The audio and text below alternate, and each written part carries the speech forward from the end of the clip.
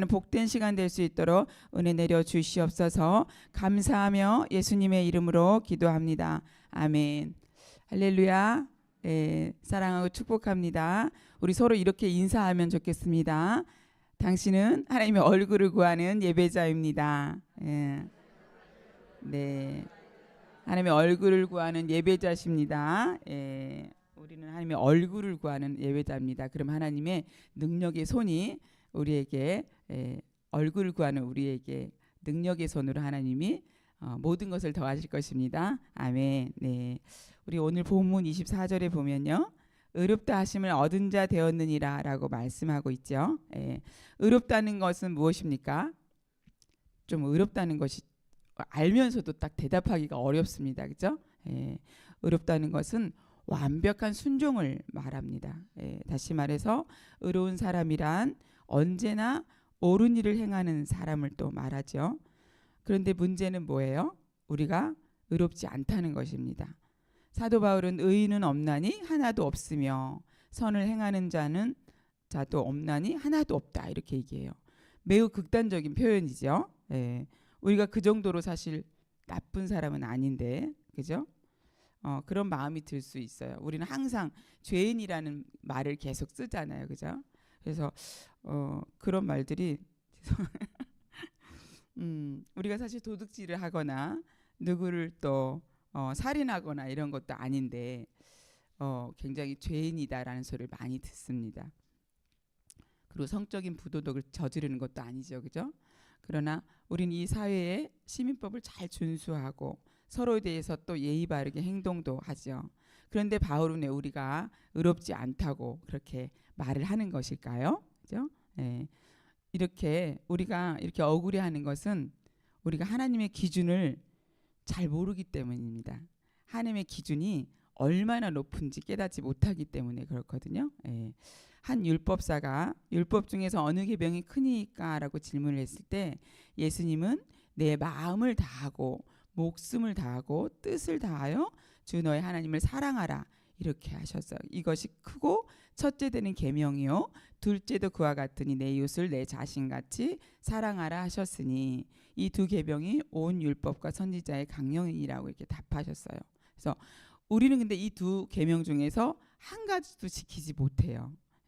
엇비슷하게 근접한 사람도 사실 없습니다.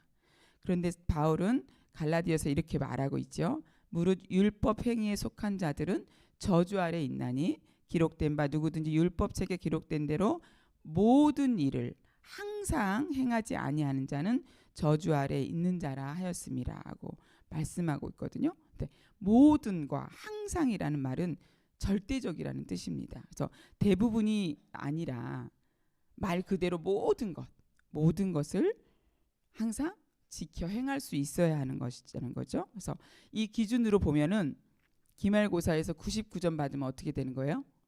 낙제라는 거예요. 낙제. 학기말 레포트에서 철자 하나라도 잘못 쓰면 그 레포트가 뭐예요? F라는 거예요. 하나님의 기준으로 보면요. 그래서 세상에 있는 학교는 채점 기준이 이렇게 엄격하지 않죠. 그랬다가는 어때요?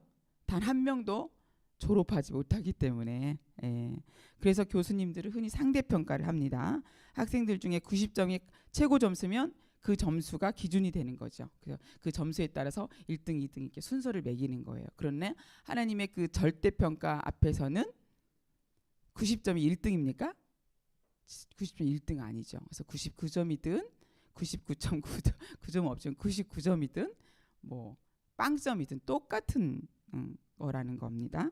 그런데 어쨌든 그래서 우리는 이런 구조 속에서 살았어요. 그래서 역시 하나님께서도 상대평가 하실 거라고 이렇게 우리가 생각을 합니다. 그래서 주변에서 벌어지는 이제 그 악한 일들, 그런 죄 짓는 것들을 보면서 나는 저렇게 죄는 짓지 않다. 나는 그러니까 하나님을 내가 기쁘시게 할 거야. 이렇게 나는 저들보다 좀 낫지 않아? 이런 마음을 항상 가지고 삽니다. 우리가. 그러나 하나님은 상대평가를 하지 않으신다고 그랬죠. 모든 일에 항상 행하지 않는 자는 저주 아래 있는 자라는 말씀대로라면 우리 모두는 하나님의 저주 아래 있는 것입니다. 그렇죠?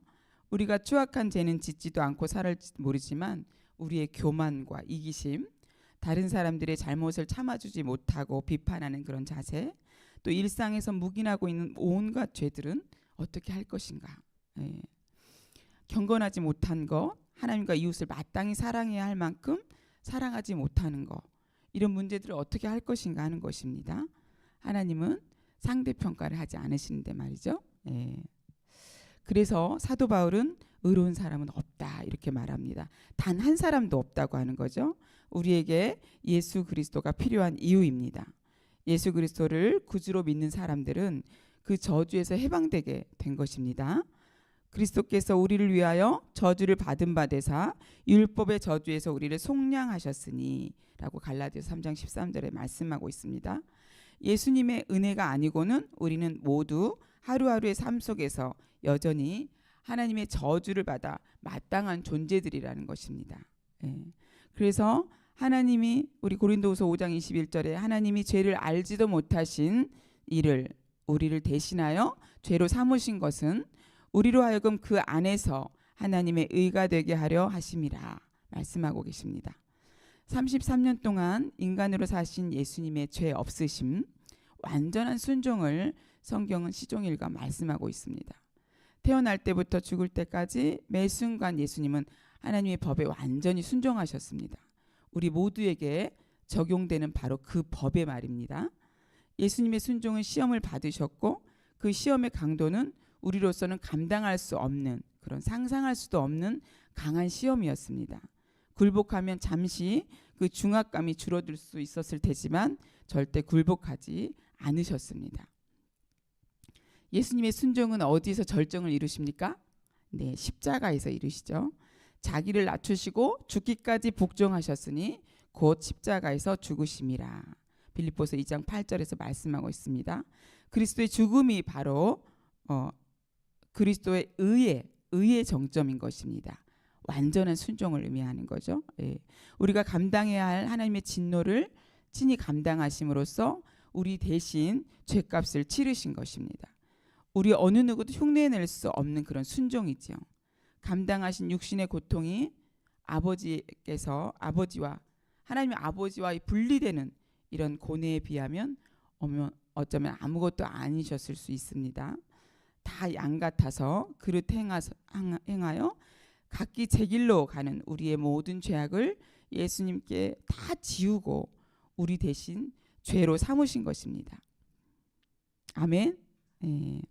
예수님께는 의로운 장부가 있죠. 예. 예수님께는 의로운 장부가 있습니다. 우리에게는 오직 죄악만 기록한 장부가 있습니다.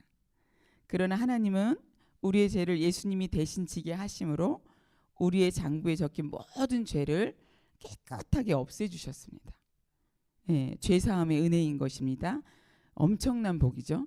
근데 우리는 이 복을 잘 누리지 못합니다. 예, 이것만 생각해도 어때요? 뭐 슬플 일이 없고 화가 날 일이 없습니다. 그죠? 이거 하나로도 우리는 정말 엄청난 복을 받았기 때문에 그 복을 정말 서로 나누고 흘려보내고 살아야 할 것입니다. 예.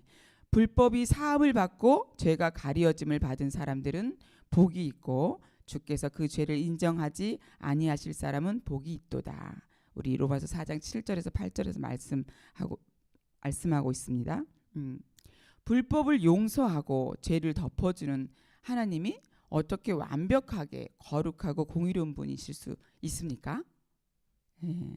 그것이 가능한 것은 죄 없으신 아들에게 우리의 죄를 또 그 죄에 수반되는 모든 것, 우리의 죄책, 우리가 당하는 정죄, 우리가 받을 형벌까지 또 질병까지 다 감당하셨기 때문에 하나님께서 그렇게 불법을 용서하실 수 있는 것입니다. 예. 하나님의 그런 결단은 우리의 행위를 기록한 장부를 온전히 깨끗이 지워내는 동시에 그분의 거룩함과 공의도 보존하시기 위함이었거든요. 그래서 우리 대신 죄값이 치러져야 했고 그래서 그 판결이 우리의 대속자이신 예수님께 시행된 것입니다. 예. 장부는 깨끗해졌지만 그 텅 빈 장부로는 어때요?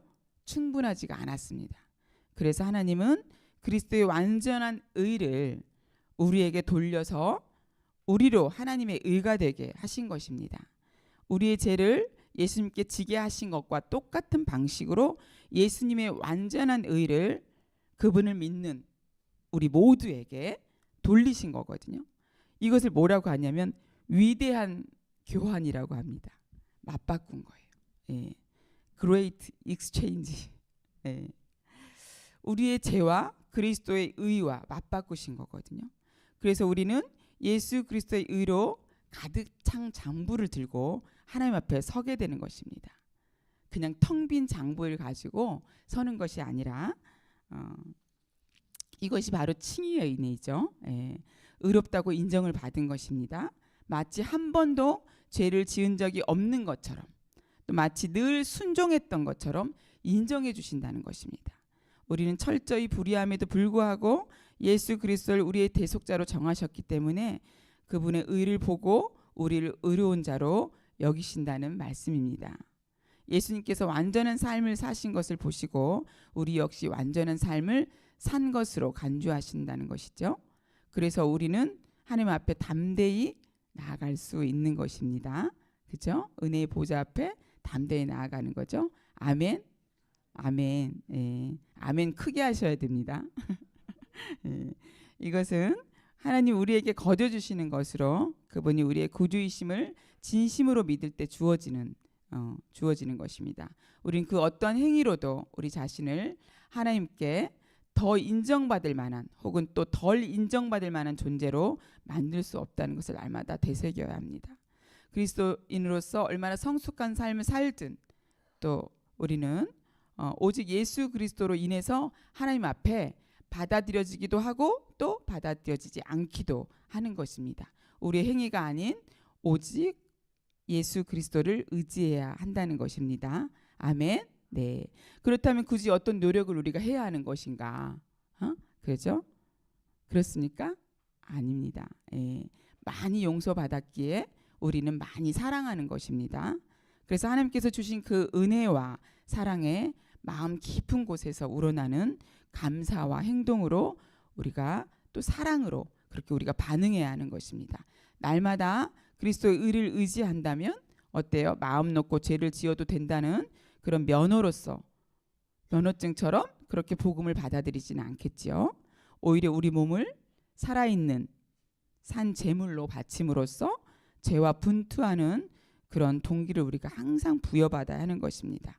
율법을 굳게 세우며 오히려 율법을 굳게 세워야 되는 것입니다. 예, 말씀대로 살아내려고 몸부림쳐야 하는 것입니다. 우리는 얼마짜리죠? 예수님짜리죠. 아멘. 예. 우린 예수님짜리입니다. 우리의 신분, 우리의 정체성이 뭐예요? 왕의 아들이라는 것입니다. 예. 예수님과 똑같은 왕의 아들입니다. 우리의 몸, 우리의 시간, 우리의 물질, 우리의 돈 말입니다. 예. 다 예수님의 핏값으로 사신 하나님의 것입니다. 네.